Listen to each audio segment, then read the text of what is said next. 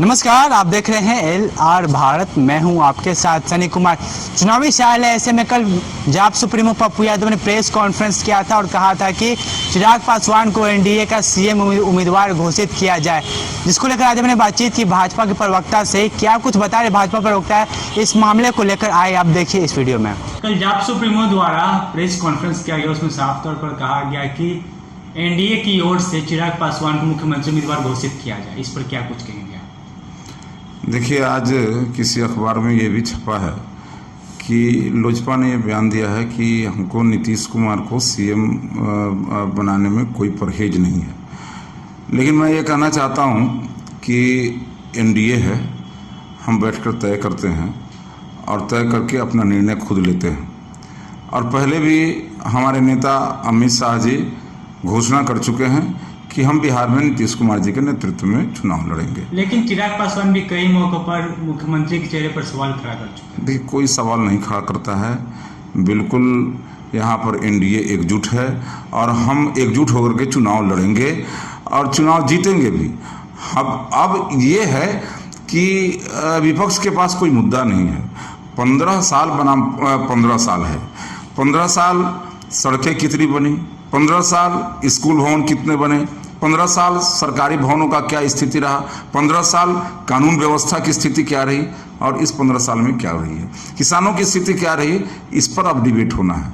नेता पर कोई डिबेट नहीं होना है। नेता प्रतिपक्ष बार बार बोल रहे हैं कि जो प्रवासी मजदूर है वो आपसे नाराज है, इस बार चुनाव में प्रवासी मजदूर बिल्कुल नाराज नहीं है।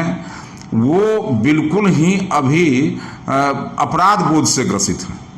अपराध बोध से इसलिए ग्रसित हैं कि वो कभी भी जिम्मेदार राजनीति नहीं करते हैं, वो गैर जिम्मेदार राजनीति करते हैं। जब भी बिहार संकट में रहा है वो बिहार छोड़ करके बाहर कभी ऐसो आराम करने चले जाते हैं। जो नेता लोकसभा चुनाव में अपना वोट नहीं दे सके, जो नेता अपना जन्मदिन हवा में हेलीकॉप्टर में मनाते हैं, इस प्रकार के नेता बिहार के गरीबों की बात और बिहार के मजदूरों की बात करने का उनको कोई हक नहीं है। और वो सिर्फ और सिर्फ ये स्वांग रच रहे हैं, क्योंकि वो कभी भी बिहार के आम लोगों के संकट में उनके साथ खड़े नहीं रहे हैं। जबकि राज्य की सरकार और केंद्र की सरकार ने मजदूरों को बाहर से लाने का प्रयास लाया। यहाँ पर आपको मैं बता दूं, 21 लाख से ज्यादा मजदूर 21 लाख से ज्यादा मजदूर अभी तक आ चुके हैं। और 18 जून तक आज तक ये समझिए, कल तक ये समझिए कि यहाँ पर 16,000 के आसपास और मजदूर आने वाले हैं। और इन मजदूरों को क्वारंटाइन सेंटर में रखा गया और क्वारंटाइन सेंटर में जिस प्रकार की सरकार ने व्यवस्था की, उनके खाने पीने रहने और उनके सुख सुविधा की व्यवस्था की, कोई सवाल नहीं उठा सकता है। मजदूरों के लिए बिहार की सरकार और राज्य सरकार एक संकट मोचक काम की है।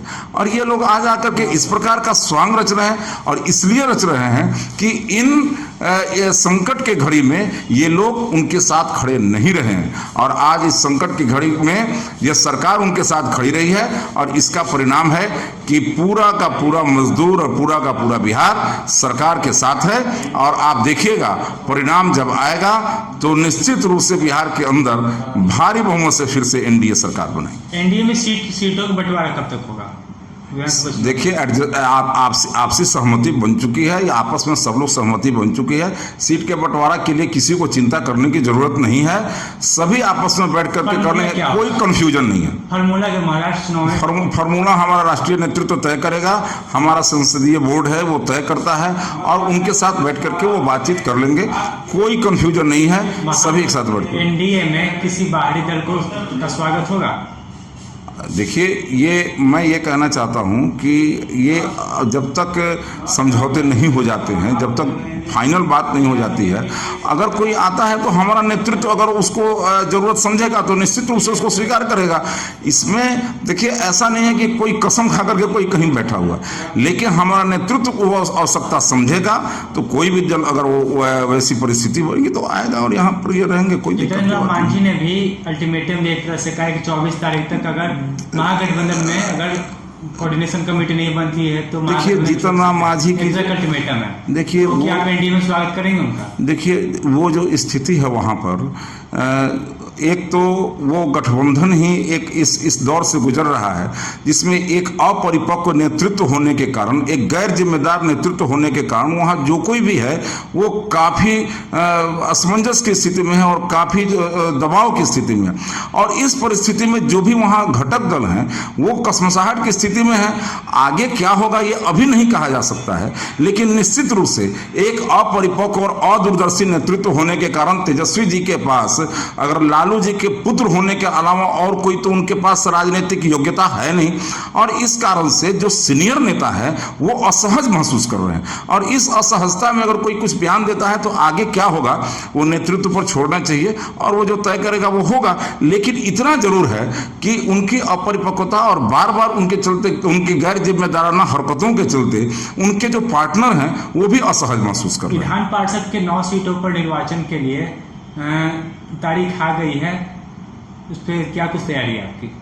विधान पार्षद की जो सीटें हैं और सीट के लिए होना है, हाँ बिल्कुल, तो उन सीटों के लिए जो उम्मीदवार होने हैं उसके लिए हमारे पार्टी के नेतृत्व मंथन कर रहा है और वो आपस में बैठ करके वो जो तय कर लेगा, जो नेतृत्व कहेगा सबको स्वीकार्य होगा।